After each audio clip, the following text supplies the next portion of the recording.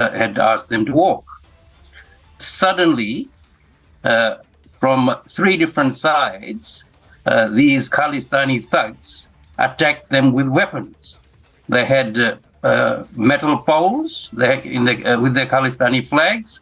They had sticks. You had these nihangs with sticks, and some of them had swords. So this was a totally unprovoked, cowardly attack, which cannot be justified on any basis. Now, I had written to Federation Square, the owners of that venue, and warned them that this event is being organized by an entity, Seeks for Justice, which is a terror organization. And I had requested them not to hold the event. And many Australian Hindus did the same. However, Federation Square proceeded to hold the event. I also wrote to the Victorian Police, warning them that if you don't stop this event, there will be violence. Again, they did not stop the event. It went ahead. You had these armed thugs roaming in this event. If you're having a referendum, why on earth are you armed with swords, poles, and aluminium poles? This was not a referendum. This was a publicity stunt. Victorian police have been incompetent in their investigation. They have not made a single arrest in any of these temple attacks. And insofar as this incident is concerned, they are not interested. I've been contacting them, I've been telephoning them, I've been emailing them, that I have a list of witnesses, a list of victims, I have 30 videos to give them. They are not responding. So that's the position at the moment. But Amrendra, you think now with the Indian government intervening and raising this with the Australian government directly, there's going to be more seriousness in taking action on the ground as far as the Victorian police is concerned, and the matter will now be looked at with utmost seriousness? Well, the Indian embassy has been sleeping to date. The ambassador has suddenly woken up in the last 24 hours after something was posted on Twitter. I don't have very high hopes. There needs to be constant pressure on the Victorian police to put resources into this matter and investigate it. But Amrendra, I also want to understand from you, because you know these kind of attacks were very, very visible in Europe and Canada, but Australia was very untouched in that sense. And now we see increasing presence, that too violently, and no pullback action as far as these Khalistani extremist elements are concerned. And since you know you're present there and you're tracking and understanding how they are functioning, give us a sense of the network that is now increasing in Australia, especially Melbourne is their focus, and harassing Indians there. Look, this has been in the pipeline for a number of months, if not a year. What has been happening is that money is being pumped in from overseas into a number of gurudwaras. There are 4 in particular in Melbourne, and they are the heart of these activities. The organization Seeks for Justice has established a presence in Australia, and they are the ones behind it. It's money being pumped in to create fake publicity and to terrorize people, to intimidate Hindus, to not go to their temples, not to speak out.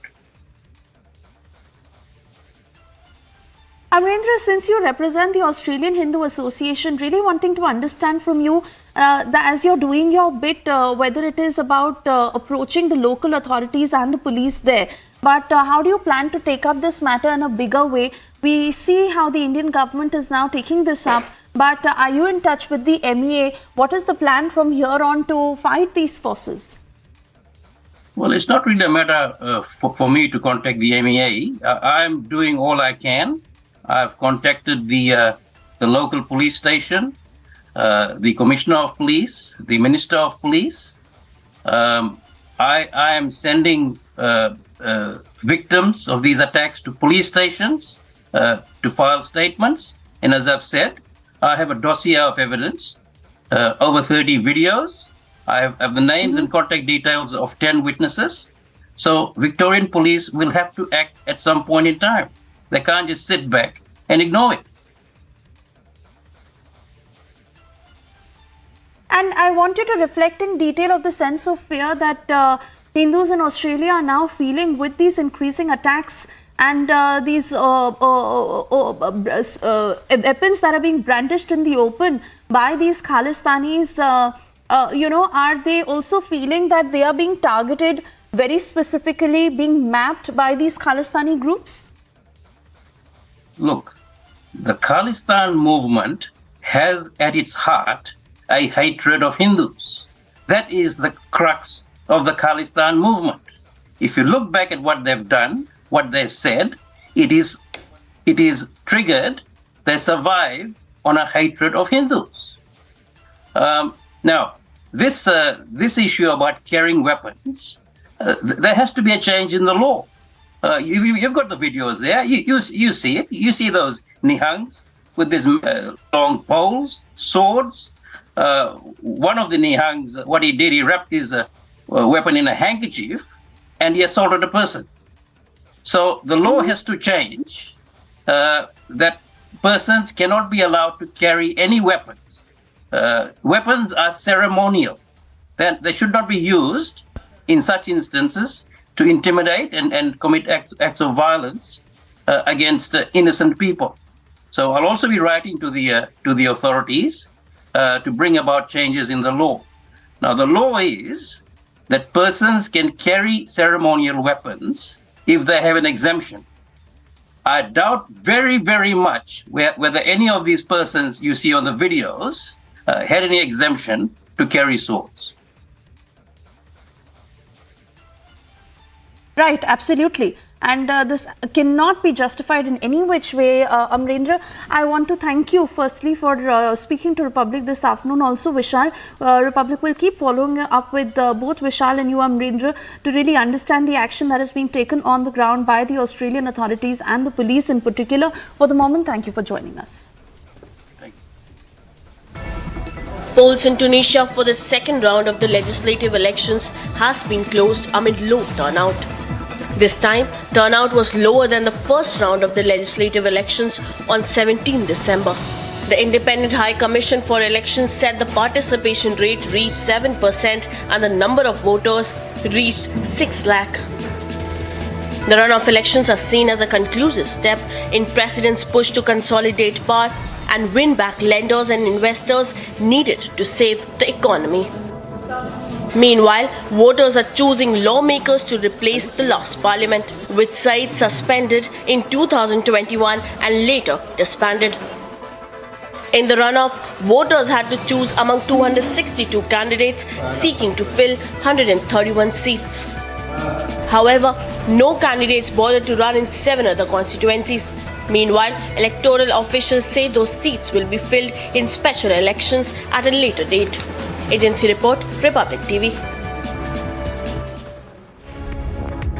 And shifting our focus now, as after multiple petitions that have been filed in the Supreme Court, Law Minister Kiran Rijiju has responded as far as these petitions of the BBC documentary are concerned. He's tweeted, and I quote, "This is how they waste the precious time of the Honourable Supreme Court, where thousands of common citizens are waiting and seeking dates for justice."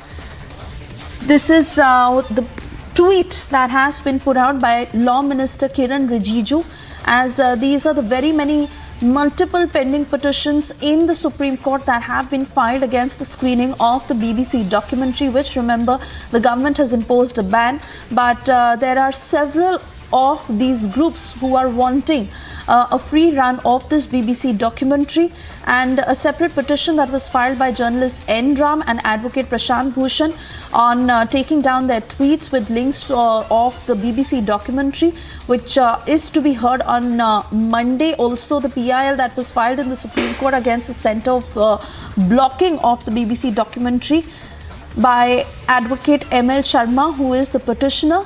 So now Law Minister Kiran Rijiju has responded. He's put out a tweet to this effect. The tweet that reads, and I quote, "This is how they waste the precious time of the Honourable Supreme Court, where thousands of common citizens are waiting and seeking dates for justice." at a time when we already see a lot of a burden on the top court of the country when it comes to fast tracking a lot of these cases that need immediate and urgent attention. This is Law Minister Kiran Rijiju who's reflecting upon that through his tweet and saying that there are multiple petitions that have been filed in the Supreme Court over the banned BBC documentary, India, the Modi Question. And despite the ban, we see how these groups are constantly trying to push the screening and the release of this documentary.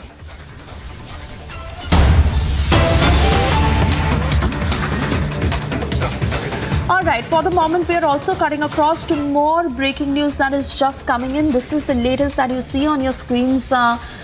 YSRCP demanding caste-based economic census for all the backward communities in the country. YSRCP is primarily asking that there should be a caste-based economic census of all the backward communities. Aishwarya Kapoor, Senior Executive Editor, Politics, joining us on the broadcast. Aishwarya, details of this demand by the YSRCP.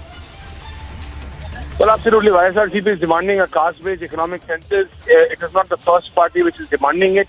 We've seen earlier also, even in Bihar, we've seen caste-based surveys. Though YSRCP is very specific, they want a caste-based economic census coming out. YSRCP is demanding a caste-based census, saying that basically it will help, according to them, it will help them to take those decisions. But there is also an equal opposition to such demands. We've seen last time around when in Bihar such a demand came out of a caste-based census. We've also seen several other regional parties wanting it, but the last caste-based census, it's been more than 1.5 decades that a caste-based census, or for that matter, any census took place. But YSRCP's specific demand is for a caste-based census because they feel, and their explanation for this is that they will be able to take those decisions better for policies, for the implementations of the policies, for formulating for the policies, if they have the data. And for that data, they feel that a caste-based economic census is going to help them in helping the people of their state better, and hence they are demanding it. Back to you, Swesha. Oh yes, absolutely. That's the demand that is being made by YSRCP, and as Aishwarya reflects that this is the demand that has been made by earlier by several other parties. As this is at the all-party meeting that is underway. The pictures also on your screens right now, and YSRCP making this demand, asking that there should be a caste-based economic census of all backward communities in the country. With that, we move on.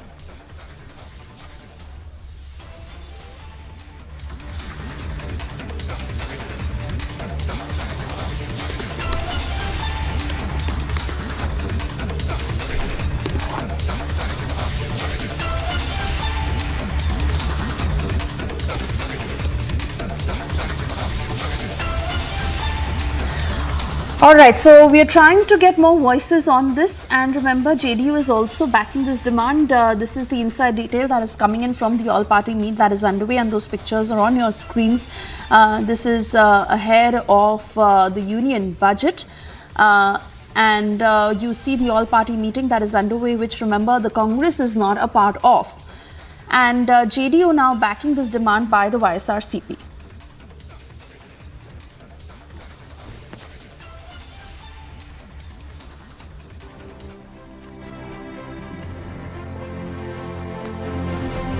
BCCI Secretary Jai Shah announcing 5 crore rupees cash prize for Shafali Verma, led ICC Under-19 Women's T20 World Cup winning team.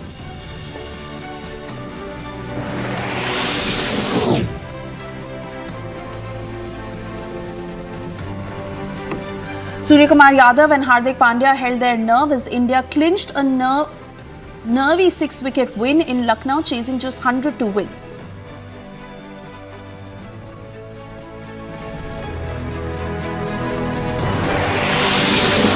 India's captain Hardik Pandya has described the Lucknow pitch as a shocker after his side chased down 100 with just a ball to spare in the second T20I against New Zealand.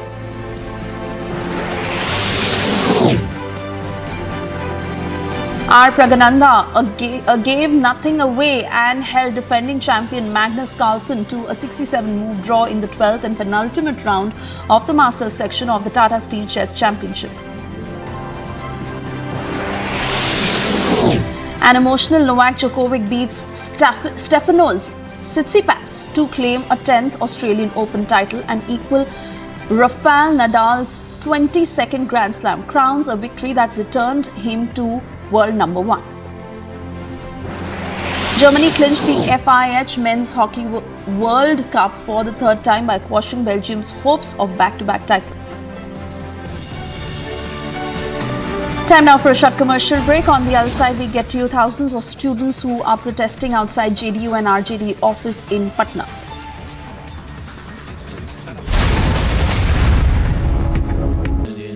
Amity has been ranked India's #1 not-for-profit private university for 10 years, with top 10 ranked institutions in management, engineering, biotech, law, masscom, telecom, hospitality, fashion and more.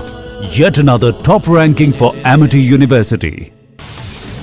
Another hit-and-run case has been caught on camera in Bengaluru. Reportedly, a man rammed his black Benz and into a pedestrian and fled from the spot. The victim, around 40 years old, died on the spot and has not yet been identified. 10 students of the Central University of Rajasthan in Ajmer district have been suspended for 2 weeks after they allegedly gathered on the campus to watch the controversial BBC documentary. The Odisha government has announced that a state honour will be accorded to Nabakishore Das, the Health and Family Welfare Minister who died hours after being shot by a policeman. Sources claim that there will be no official entertainment for the next 3 days. That's from the 29th to the 31st of January throughout the state. The decision of the Shiva Sena symbol is likely to be taken by the Election Commission today. Arguments between the Shinde and the Thackeray factions have been going on for 2 days earlier, as well as where the Election Commission had sought a written reply from both the groups. A Dalit man in Karnataka has been tied up and beaten allegedly for stealing coffee. Sources claim that the plantation owner, along with 4 others, got the victim named Manju, tied his hands and feet and thrashed him mercilessly. Indian women scripted history as India became the first ever ICC Under-19 Women's T20 World Cup winners on Sunday. The BRS Parliamentary Party has expressed serious allegations against the central government. Sources claim that the BRS President and the Chief Minister K. Chandrasekhar Rao has directed its party MPs to expose the centre's anti-people policies. The Grandmaster Anish Giri has won the Tata Steel Masters 2023, playing with a truly dominant form. Anish scored an unbeaten 88.5 over 13 to clinch the first place. When we were reporting from that area, people were really scared. They saw these goons running all over the place, and some of these goons have been apprehended, including that Trinamool Congress leader Guddu Khan, who is the person who is behind all this according to our local sources. There is no police in that area, and how that same person can have close photographs with one state minister and then no one has answered. A day before the budget session, the centre calls for key meeting of all parties. Accident has taken place outside a posh hotel near Mekli Circle on Ballari Road in Bengaluru. CCTV footage that we have accessed clearly goes on and points out to the fact that this person has been mowed down by a black color Benz car. But so far, the police have not been able to get any inputs on this, and now the victim also has to be identified here. The impact of the crash was such that the victim died on the spot.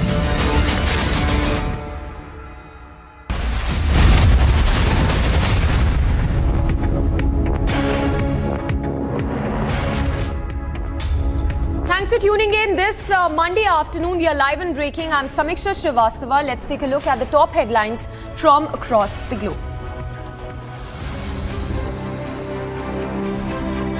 Imran Khan to contest by-elections for 33 seats challenges Shehbaz Sharif now.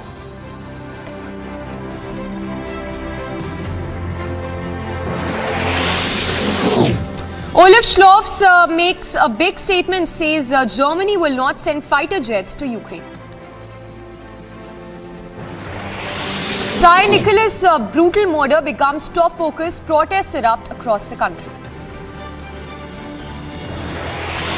Boris claims missile threat by Putin in an extraordinary phone call.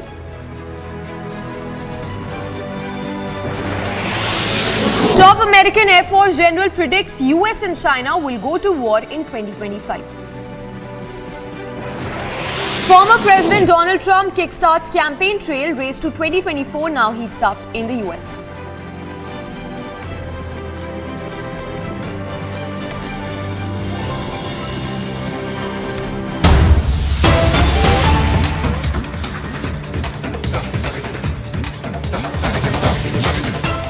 Alright, we start with the news break coming in. Inside details of the all-party meet which is taking place, being chaired by the Parliamentary Affairs Minister Prahlad Joshi as we speak.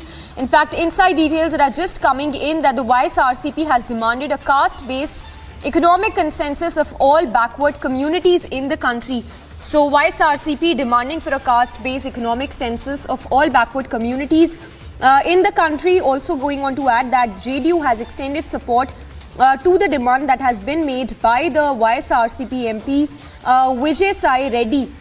In fact, he goes on to say, and I quote, that as 50% of the population belongs to backward classes, which is why caste census should take place to find out the status of education, medical facilities and economic status for the downtrodden, for the underprivileged.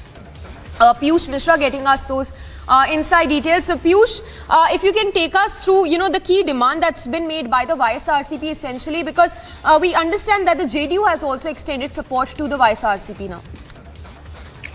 Well, absolutely, Samisha, this is what we are now learning that JDU has extended support to the demand of YSRCP. Remember that all-party meeting of all the opposition political parties is right now underway in Parliament, and that during that meet, YSRCP has demanded a new thing in which they have said that caste-based economic census should take place. Remember that the government of Bihar, led by JDU, in fact, is already doing caste-based census, and JDU has come out in support of YSRCP. So that's a different demand, and in this demand, YSRCP has made additional demand that not only caste-based census should take place, but their economic status, their medical facilities, and also the educational status of all these backward communities should be asserted, and that is why this caste-based census is very much important.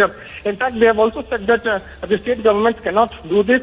It is the job of central government, and they should do this as soon as possible to know the status of all the backward communities across the country. Now the politics on this is also taking place. JDU has come out and supported this.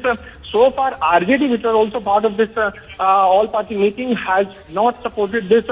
Not only caste-based census demand has been put forward by YSRCP, but YSRCP is also demanding that government must come up with women's reservation bill in this session. That is also an additional demand which has been put forth by YSRCP. Now we'll have to wait and watch how the government is going to react on this. But yes, that's a fresh demand coming in from YSRCP just ahead of the elections in the state, where it is now demanding that caste-based economic census should take place to ascertain the economic status of all backward communities across the country.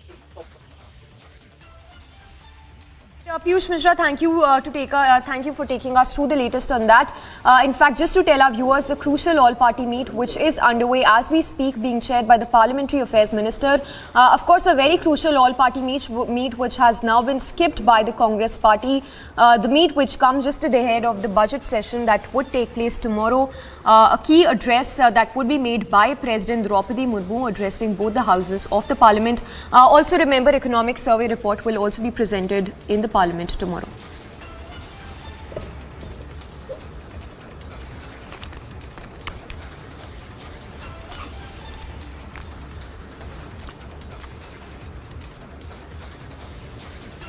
Meanwhile, the latest on the Russia-Ukraine war, which rages on, President Zelensky gave an update on the military situation in the country's south and the east on Sunday during his daily video address.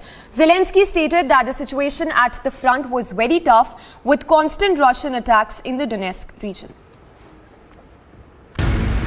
During his daily video address, Ukraine President Zelensky said that the situation at the front was very tough, with constant Russian attacks in the Donetsk region. Бажаю здоров'я, шановні українці. Провів сьогодні чергове засідання Ставки. Основна увага, звичайно, ситуація на фронті. Передусім на Донеччині та на південних напрямках. Ситуація дуже жорстка. Бахмутський, Вугледарський та інші напрямки в Донецькій області – це постійні російські штурми, постійні намагання прорвати нашу оборону. The Donetsk town of Bakhmut and surrounding areas have been the scene of some of the fiercest battles since the beginning of the Russian invasion. Zelensky also added Russian forces had been shelling Kherson all day and that various locations, including residential buildings and a hospital, had been damaged. Російська армія по-звірячому обстрілює Херсон. Пошкоджені житлові будинки, різні соціальні та транспортні об'єкти, лікарня, пошта, автостанція. В лікарні обстрілом поранено 2 жінок, медичних сестричок. Загалом станом на цей час є повідомлення про 6 поранених і 3 загиблих. He has also stated that there were reports of 3 deaths and 6 wounded in Kherson. Agency report for Republic TV.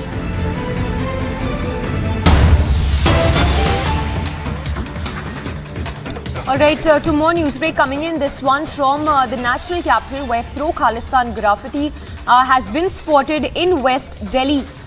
So a hate graffiti that's been scribbled on the walls in the national capital, this of course being in the West Delhi area. Piyush Ori joining us for the latest on that. Piyush, if you can give us more details on this hate graffiti that's been spotted on the walls in Western Delhi area. So you pointed out rightly, Samiksha, that on January 19, just a few days prior to Republic Day, there were some very provocative anti-national graffitis that had come in areas of West Delhi. And yesterday, that is July 29, the special cell unit of the Delhi police made 2 arrests in this case. Now, the 2 arrests that have been made in this case were identified as Vikramjeet and Balram. Now, what we've also come to know is that these 2 people in turn were in touch with a person known as Gurpreet, who belonged from an organization called Sikh for Justice, the activities of which is already known of how they are making anti-national and pro-Khalistani statements in foreign countries. In fact, the founder of this organization is also known as Gurpatwant Singh Pannu, who's already facing a trial under NIA. So yes, some very sinister activities have come to fore of how anti-national and pro-Khalistani slogans were being raised in national capital, and the starting of this was being done by these 2 people who were working as drivers and was being paid by the Sikh for Justice organization, and the main task of these 2 people were to paint graffitis. The CCTV images also have been retrieved by the Republic. Back to in the studio. Piyush, just a follow-up question. Have those accused been arrested as of now? Have they been taken into custody by the Delhi police? So yes, Samisha, these 2 accused have been arrested by the special unit of Delhi police. In fact, they were arrested yesterday only on January 29, and now the probe is also on by the Delhi police of who all associates are aiding them. Because as what we have come to know is that these 2 may be just 2 very small pawns, and there may be a much bigger and complex network in play that may be supported by the Sikh for Justice, Khalistani organization. Back to the studio. All right, Piyush, thank you for taking us through the latest. So, from what it appears, it could be a sinister plot because remember, Khalistani elements have also been vandalizing several of those temples in Melbourne, and the latest, of course, coming in that 2 accused have been arrested for that hate graffiti that was scribbled in the West Delhi area. Piyush, of course, telling us that the accused have now been arrested by the Delhi police, but remains to be seen whether it is a deeper nexus here of those Khalistani elements which seem to be on a free run across in several of the countries, including Melbourne and now in the national capital. So we'll try and get more details on what has really been probed so far in connection with these hate graffitis that have been scribbled in those walls in West Delhi. Remember, hate graffitis have already been scribbled in several of those temples in Melbourne. We have BJP's Manjinder Singh Sirsa also. Sir, good afternoon. Thank you for speaking to the public. If I could get your response, why do you think these kind of Khalistani elements seem to be on a free run in several countries? The latest, of course, being in Melbourne, and another recent incident coming to light from the national capital where these hate graffiti have been scribbled on the walls in West Delhi area. तो देखिए, पहली बात तो ऐसा नहीं है कि कोई बहुत लोग हैं, कुछ लोग जो जिनको ISI और सिख फॉर जस्टिस को जो पैसे मिलते हैं, वो कुछ लोगों को जो बेरोजगार हैं, जरूरतमंद है, उसको किसी को पैसे देके कहा कि तुम ऐसा कर तो मैं तुम्हें इतने पैसे दूंगा, तो उनके चक्कर में लालसा में आकर वो ऐसा कर जाते हैं। और जहां तक आपने देखा मेलबोर्न के अंदर ये सारे यंगस्टर्स जो थे जिन्होंने ये वहां पर झंडा भी फाड़ा और लोगों से लड़ाई झगड़ा भी किया, ये पेड स्टूच हैं, खालिस्तान के नाम से लड़ रहे हैं और इनको कोई इनका मकसद नहीं है। इनका मकसद केवल इनको पेमेंट मिली है, इनको पैसे मिले हैं, बस यही इनका मकसद है। इससे ज्यादा इनका कोई मकसद नहीं है। ना तो इनको पता है किस लिए लड़ रहे हैं, ना इनको कोई बात का पता है। और ये सारी पेमेंट जो है ISI पिछले लंबे समय से करती है। कनाडा में भी यही काम कर रहे थे, ऑस्ट्रेलिया में भी यही कर रहे हैं। इनमें से कोई भी आदमी आपको या तो समीपैर दिखाई देगा ना एज दिखाई देगा। तो ये सब जो है स्टूडेंट्स के तौर पर गए हैं, इनसे पैसे देकर ऐसा काम कराया जाता है। और इनके माँ बाप भी जो है इस देश में, वह भी भारत के अंदर ही बसते हैं और उनके अंदर भी कोई ऐसी भावना नहीं है भारत के खिलाफ। Sir, just a follow-up question. What do you think should be the course of action here? Because let's not forget there's been hate graffiti in Punjab as well. How can we stop these growing activities of the Khalistani elements in the country, and of course the latest in Melbourne as well? Need to take a stringent action against them. If you talk about Australia, the Australia government should take action against them. I have been told that one of them has been arrested. I think nobody should be spared when it comes to the law and order situation. So once this government need to take action against them, and as far as India is concerned, definitely government is taking a strict action and nobody will be spared. They are trying to harm our social thread, the social harmony. They are trying to spread a hate among the people. So this cannot be tolerated at any cost, and no Sikh is with them. Well, absolutely. So yes, Manjinder Singh Sirsa there calling for stringent action against the pro-Khalistani elements. Of course, remember in the latest that we're getting to know is that pro-Khalistani graffiti that was scribbled on the walls of the West Delhi area. A very short break, but news breaks to continue on the other side.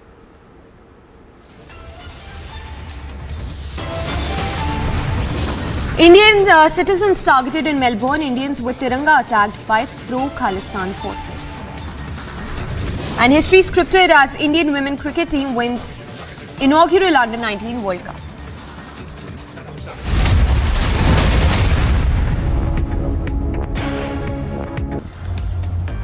A day after the budget session, a day before the budget session, the centre calls for key meeting of all parties.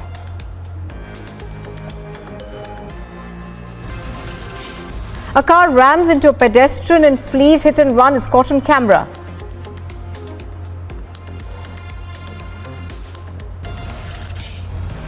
Ten students are suspended in Rajasthan allegedly after the BBC documentary screening.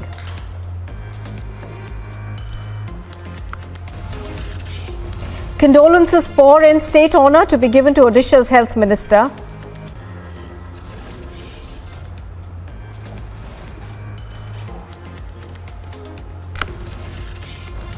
History is scripted as the Indian women cricket team wins the inaugural Under-19 World Cup.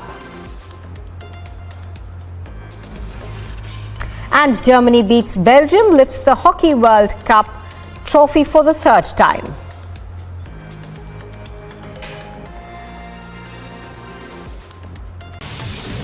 Another hit-and-run case has been caught on camera in Bengaluru. Reportedly, a man rammed his black Benz and into a pedestrian and fled from the spot. The victim, around 40 years old, died on the spot and has not yet been identified. 10 students of the Central University of Rajasthan in Ajmer district have been suspended for 2 weeks after they allegedly gathered on the campus to watch the controversial BBC documentary.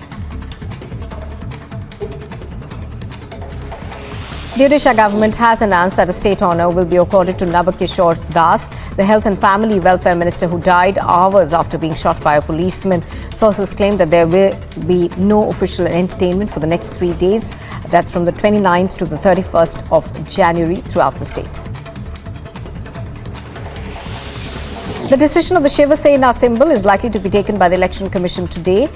Arguments between the Shinde and the Thackeray factions have been going on for 2 days earlier, as well as where the Election Commission had sought a written reply from both the groups. A Dalit man in Karnataka has been tied up and beaten allegedly for stealing coffee. Sources claim that the plantation owner, along with 4 others, got the victim named Manju, tied his hands and feet and thrashed him mercilessly. Indian women scripted history as India became the first ever ICC Under-19 Women's T20 World Cup winners on Sunday. The BRS Parliamentary Party has expressed serious allegations against the central government. Sources claim that the BRS President and the Chief Minister K. Chandrasekhar Rao has directed its party MPs to expose the centre's anti-people policies. The Grandmaster Anish Giri has won the Tata Steel Masters 2023, playing with a truly dominant form. Anish scored an unbeaten 88.5 over 13 to clinch the first place. When we were reporting from that area, people were really scared. They saw these goons running all over the place, and some of these goons have been apprehended, including that Trinamool Congress leader, Guddu Khan, who is the person who is behind all this.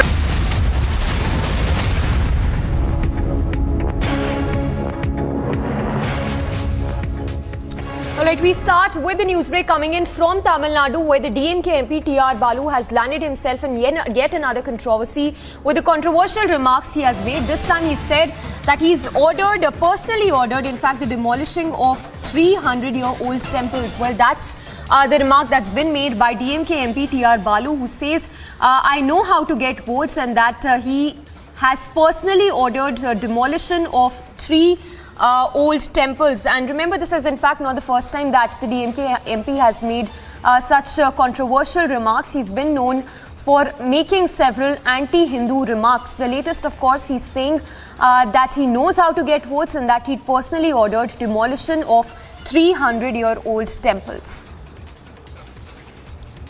We'll just play out that soundbite of the DMK MP TR Balu, where he made this controversial remarks while he was addressing an event. He says, and I quote, "I've personally ordered the demolition of 300-year-old temples." Let's listen into that controversial remark.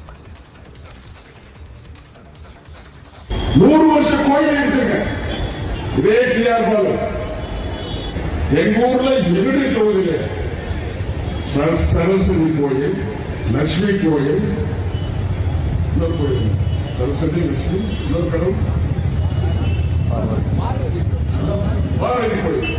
the moon coiling and the East Road, the body of the moon cutting from the moon coil and night.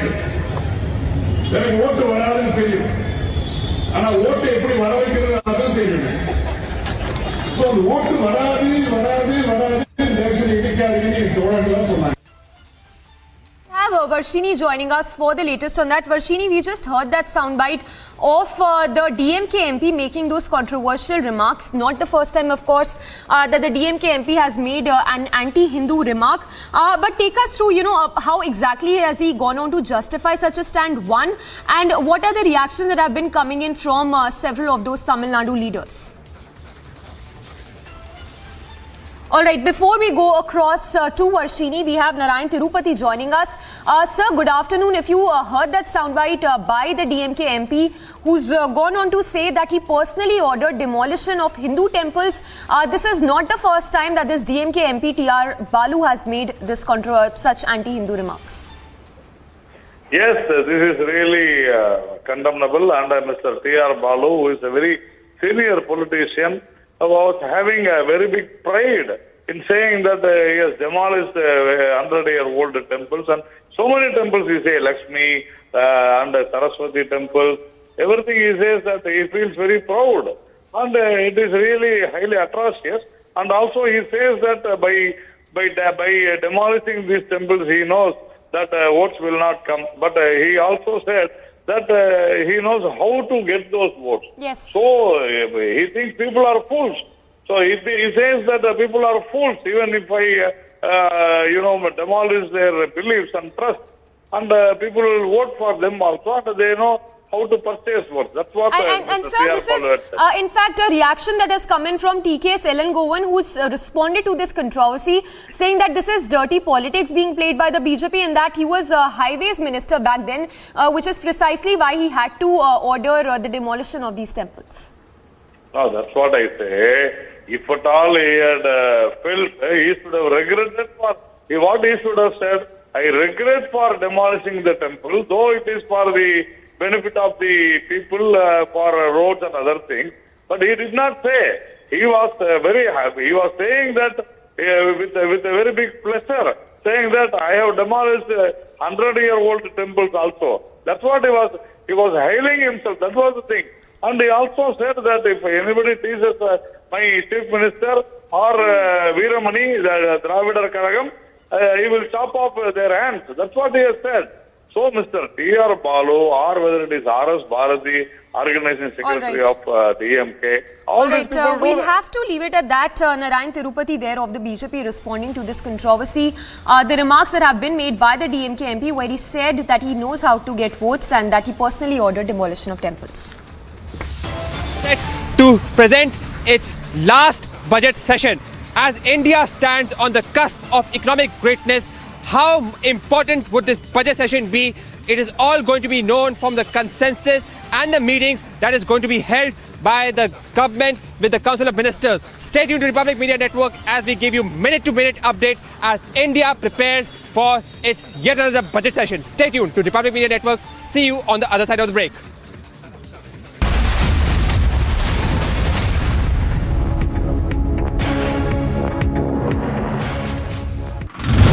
When we were reporting from that area, people were really scared. They saw these goons running all over the place, and some of these goons have been apprehended, including that Trinamool Congress leader, Guddu Khan, who is the person who is behind all this according to our local sources. There is no police in that area, and how that same person can have close photographs with one state minister and then no one has answered.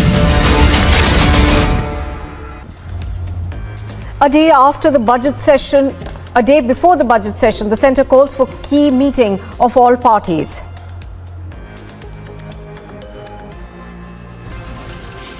A car rams into a pedestrian and flees hit and run is caught on camera.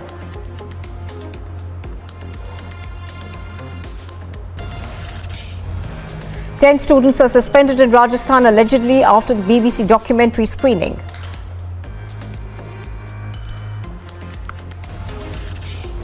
Condolences pour in state honour to be given to Odisha's health minister.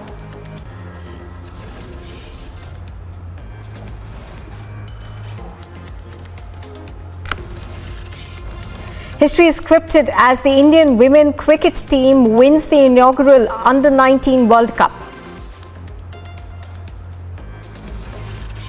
And Germany beats Belgium, lifts the Hockey World Cup trophy for the third time.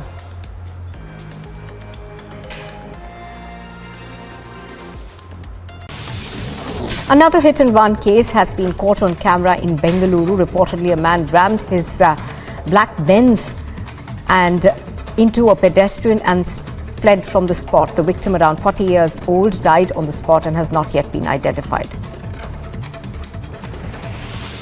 10 students of the Central University of Rajasthan in Ajmer district have been suspended for 2 weeks after they allegedly gathered on the campus to watch the controversial BBC documentary.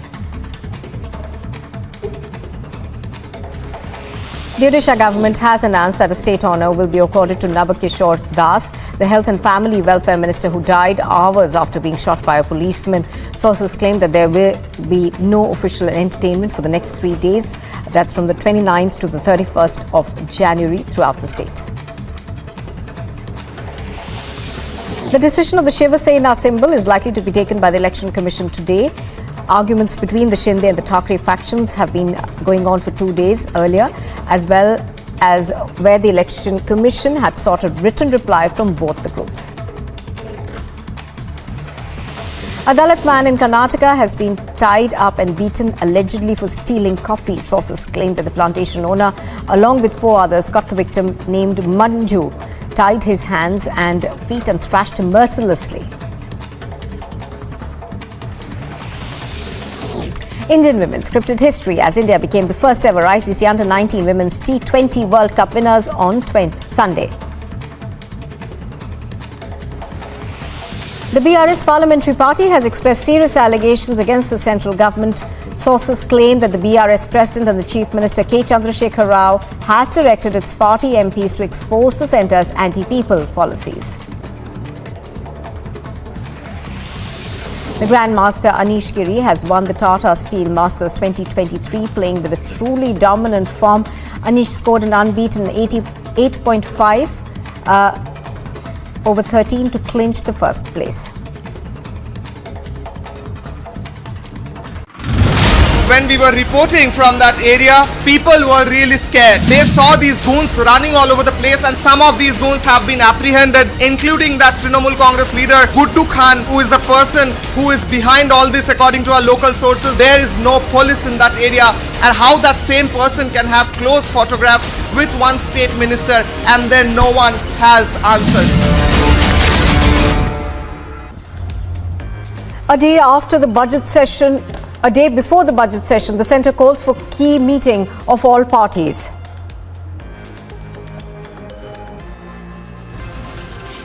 A car rams into a pedestrian and flees hit and run is caught on camera.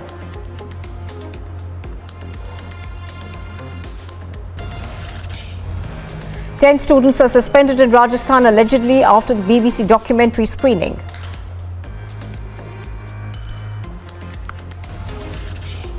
Condolences pour in state honour to be given to Odisha's health minister.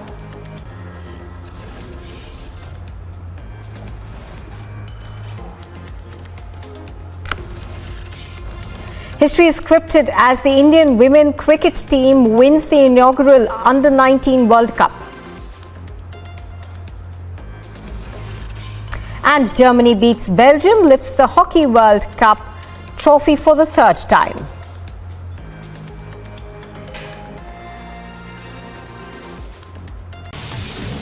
Another hit-and-run case has been caught on camera in Bengaluru. Reportedly, a man rammed his black Benz and into a pedestrian and fled from the spot. The victim, around 40 years old, died on the spot and has not yet been identified.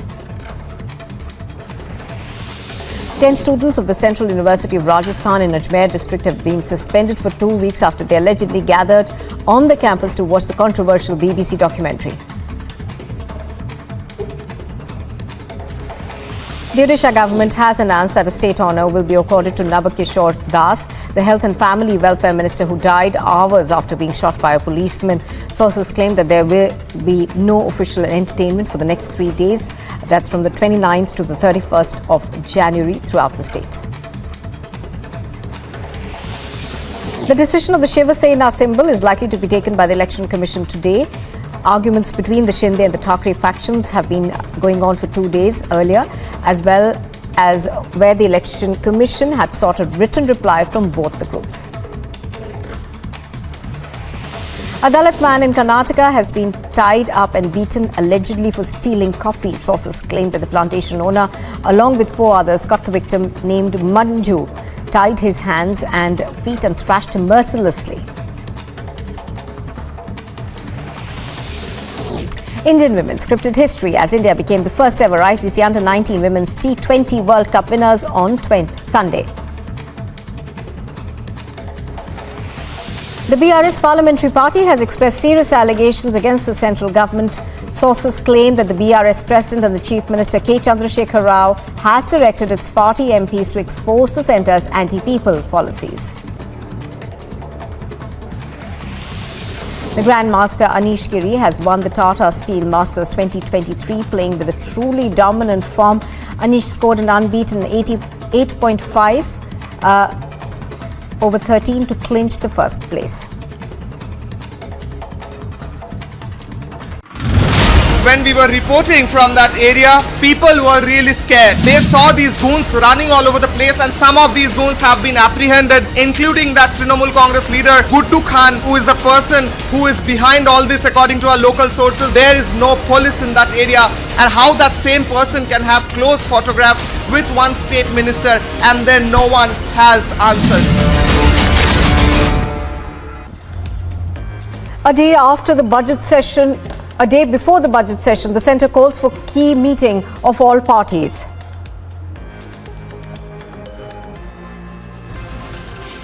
A car rams into a pedestrian and flees hit and run is caught on camera.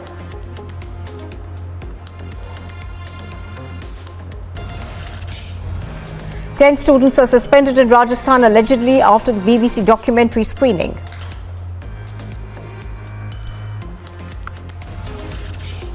Condolences pour in state honour to be given to Odisha's health minister.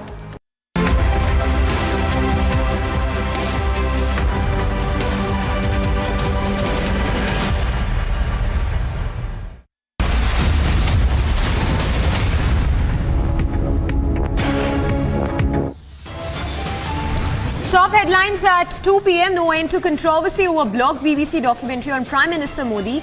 PIL filed against the centre in the top court. Shocking defence by Vadra Congress now. Congress defends Rahul Gandhi's meet with Chinese envoy during Doklam face-off. Indian citizens targeted in Melbourne. Indians with Tiranga attacked by pro-Khalistan forces. Centre calls for a crucial all-party meet ahead of the budget session. History scripted as Indian women cricket team wins inaugural Under-19 World Cup. Russia makes fresh claims on Ukraine, says it attacked hospital, claiming lives of at least 14.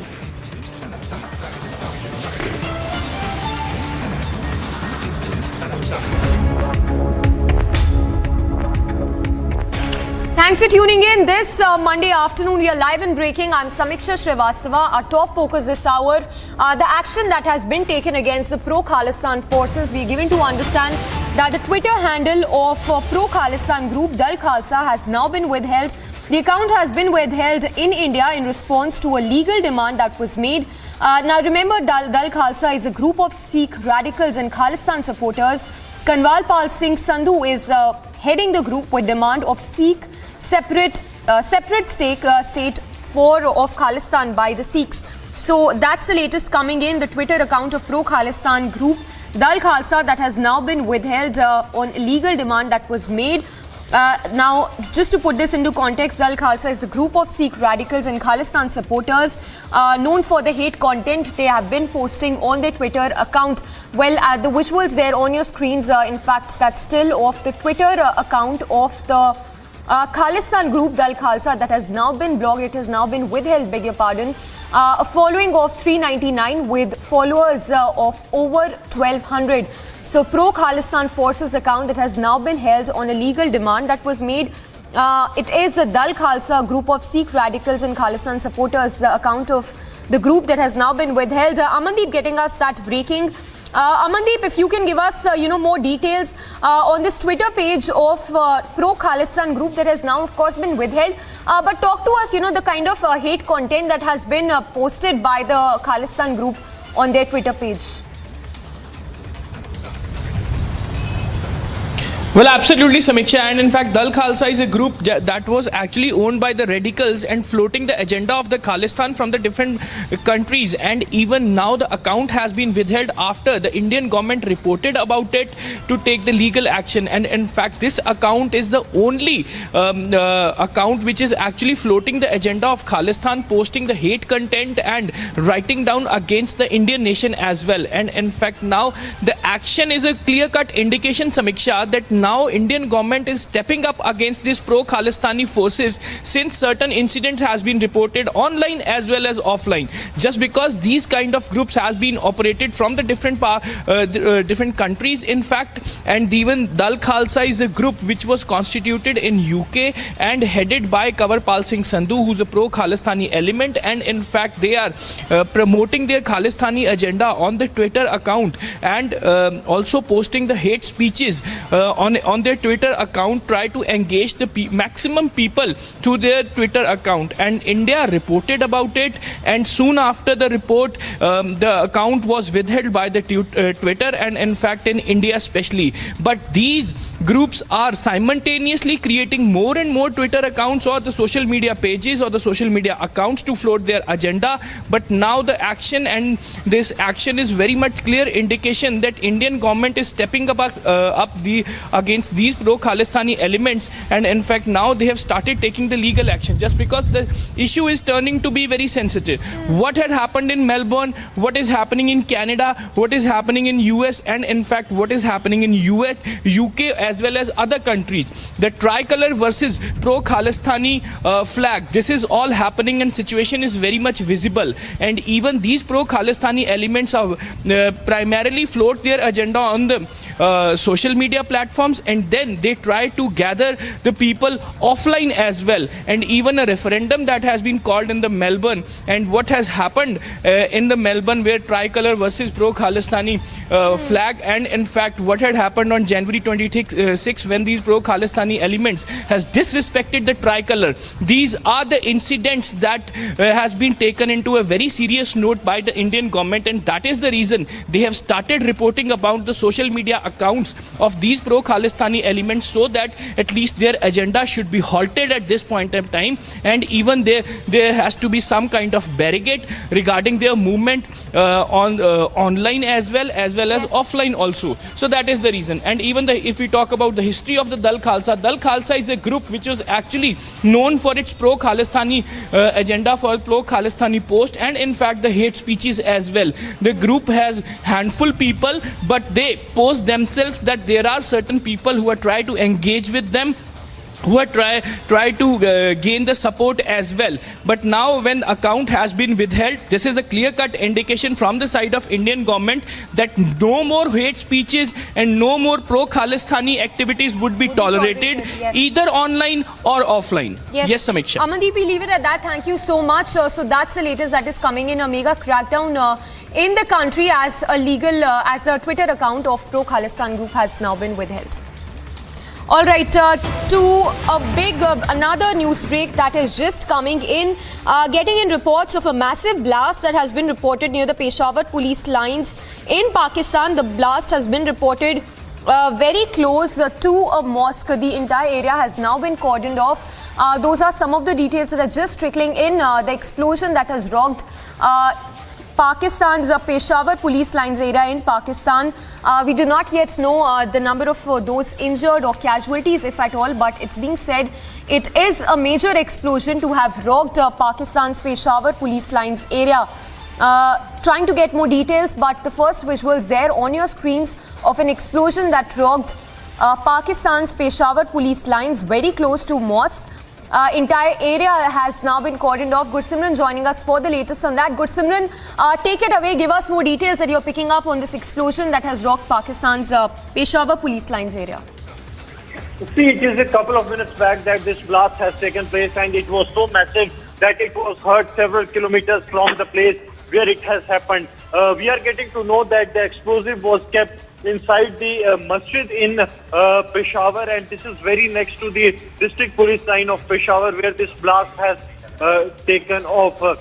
Important to mention that this blast has been reported during the time when the namaz was going on, and all of a sudden a massive blast has taken place that shook the entire area. The number of people, those who have got injured, are said to be, the number is said to be in double digits, and there is a high possibility that many of them are feared to be dead. Samiksha, horrific images coming from the Peshawar in Pakistan. I spoke to some of the people there in Peshawar, and they said that when the namaz was going on, they heard a loud bang from very near to the district's police line, and this is in the Saad police line. Exact area is where there is a masjid, and it is believed that the explosive was kept inside the masjid, and when namaz started, then it was triggered, which led to multiple injuries, and also casualties are feared. This is earlier also we have seen similar kind of a blast taking place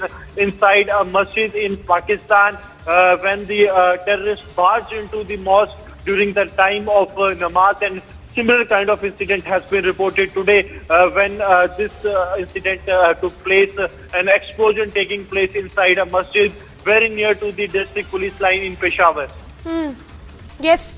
Gursimran, stay with us, and just to tell our viewers also the latest that we are picking up, the visuals there on your screens of a mega explosion that has rocked Peshawar area in Pakistan. We are yet to know if there are any casualties, if any, but Gursimran telling us that initial reports indicate that there are casualties. There could be casualties in this mega explosion, the blast that has rocked Peshawar area very close to a mosque location in Pakistan. Yet to get more details. In fact, more details are just coming in that the blast happened during the prayers that were being held at this mosque in Pakistan's Peshawar area. The first videos that are now emerging from the blast site, you do not yet know what exactly was the cause of this blast or who could be behind this blast, but mosque walls that have blown up as a result of the major explosion that has rocked Pakistan's Peshawar area. Gursimran continues to be with us. Gursimran, for our viewers who are just tuning in, once again, if you can take it away, give us more details as to at what time was this blast reported, casualties and injuries in this blast that is known so far. Samiksha, this is in the Saad Peshawar district line where this incident has been reported. This was inside the mosque when the Zuhur prayers, that is namaz, was going on. Then all of a sudden a massive blast has taken place. Soon after the blast, the security forces cordoned the entire area. We are getting to know that the number of injuries is in double digits. So does the figure of the casualties, the people, those who are feared to be dead. However, there is no official number that is being given by the authorities.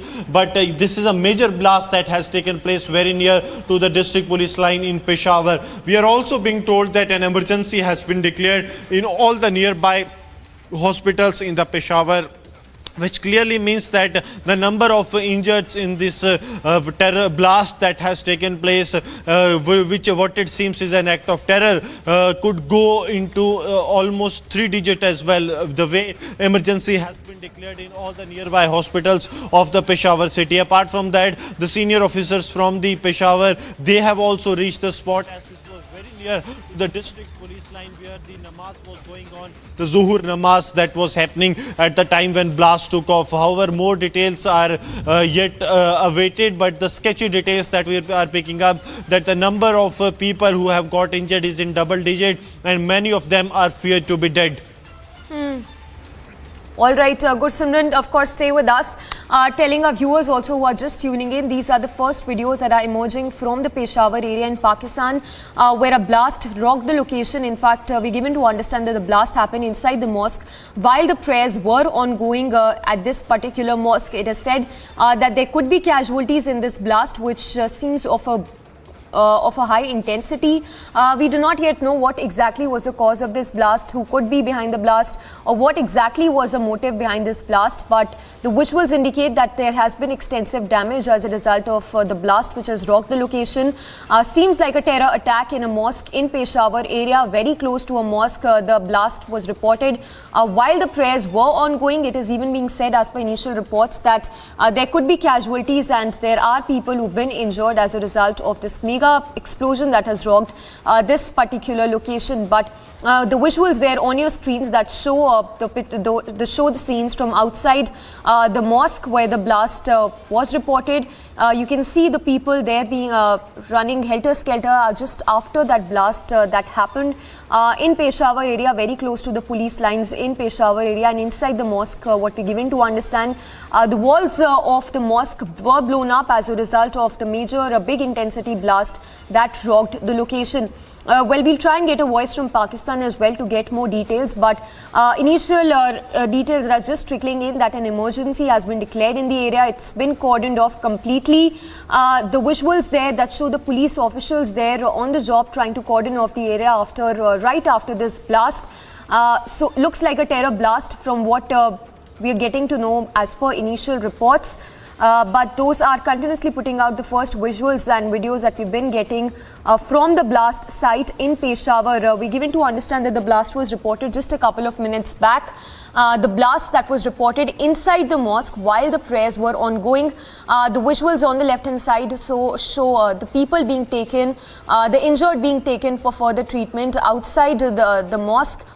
Panic-stricken people running helter-skelter. Gursimran continues to be with us. Gursimran, for our viewers, once again, if you can put this into context, when exactly was this reported?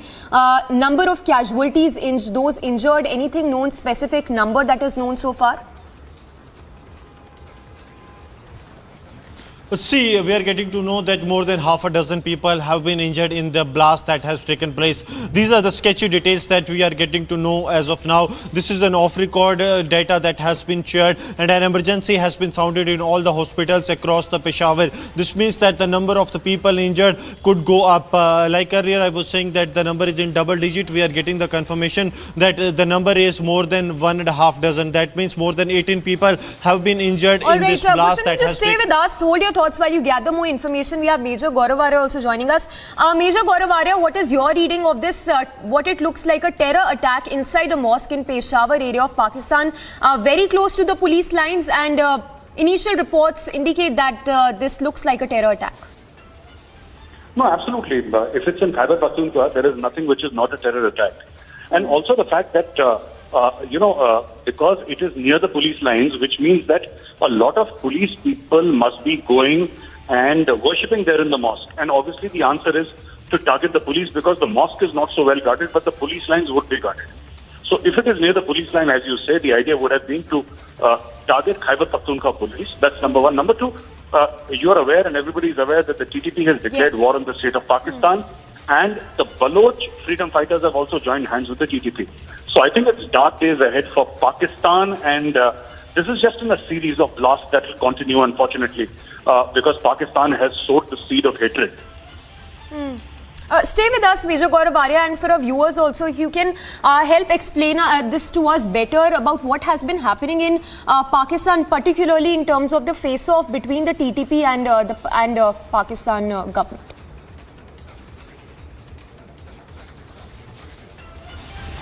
All right, we try and get Major Gaurav Arya back, but continuously putting out those videos, the first visuals that we are getting. Major Gaurav Arya, if you can hear us, if you can talk to us more about, what has been happening in Pakistan when we talk about this face-off, the feud, which has only been getting worse between the TTP leaders and the Pakistan government.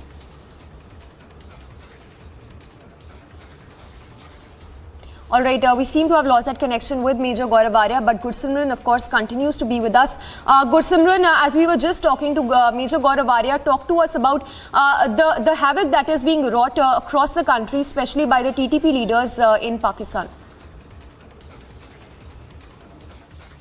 See, the Tehreek-e-Taliban Pakistan, they have declared a war against Pakistan in simple words, because they have said that our demands are not met, and now it is the way that we will take. They have intensified their attacks on the Pakistan, and since the ceasefire agreement has ended, they have carried out more than 150 terror attacks on Pakistan in almost 45 days time. So this shows the intensity of the and magnitude of the attacks by the Tehreek-e-Taliban Pakistan on the Pakistan Pakistani, different areas of the Pakistan. Now coming to the attack that has taken place in the Peshawar, in the mosque inside the Peshawar. Now the sources are telling us that the suicide bombing angle is not being ruled out.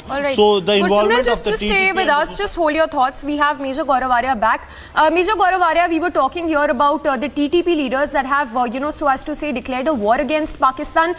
Is there anything that can be done to really probably lessen the kind of heat we've been seeing between the Pakistan government and the TTP leaders who continue to wreak havoc in the country, in Pakistan, especially given the economic crisis that the country has been grappling with?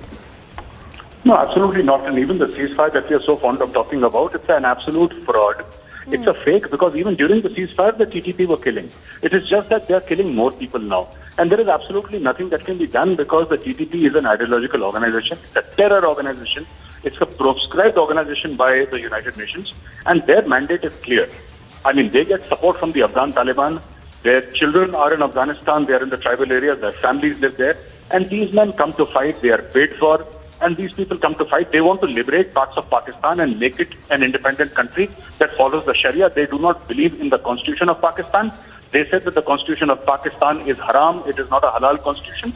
And of course, they will keep on attacking Pakistani military and police targets and paramilitary post targets, levies, frontier corps, frontier constabulary. They will keep on being attacked by the TTP, because this is what the TTP has said. And, they are pretty upfront with it. I mean, there is nothing to hide as far as TTP is concerned.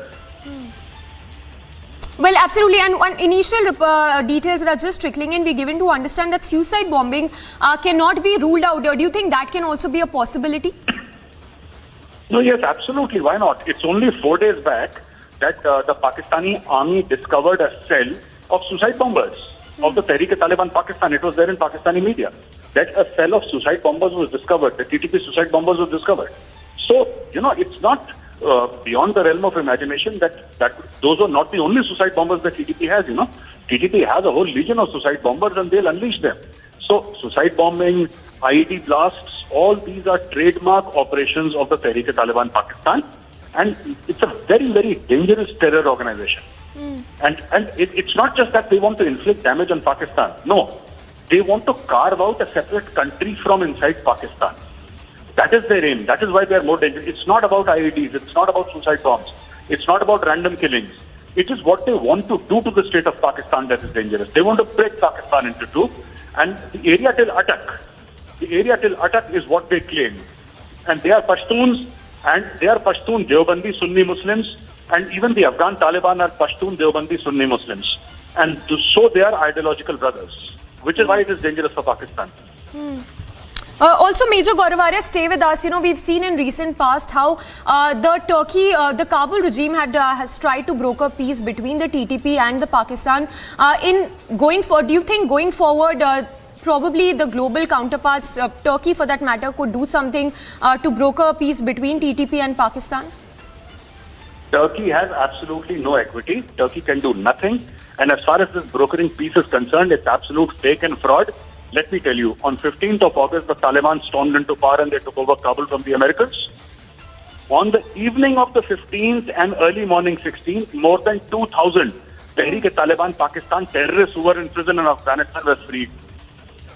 Inka bet hai. They have sworn, the head of the Masood clan, right, who run the TTP, they have sworn an oath of loyalty to the leader of the Afghan Taliban. They consider him their leader. That is how close they are. They have sworn an oath on the Holy Quran that we will give you our undying loyalty and we will die for you. They are the same organization. It's only the Pakistan army that knows the truth, but keeps on lying to the rest of the world, saying that there is one good Taliban and bad Taliban. And the good Taliban is one that is in Kabul, and the bad Taliban is the one that is TTP. But they are exactly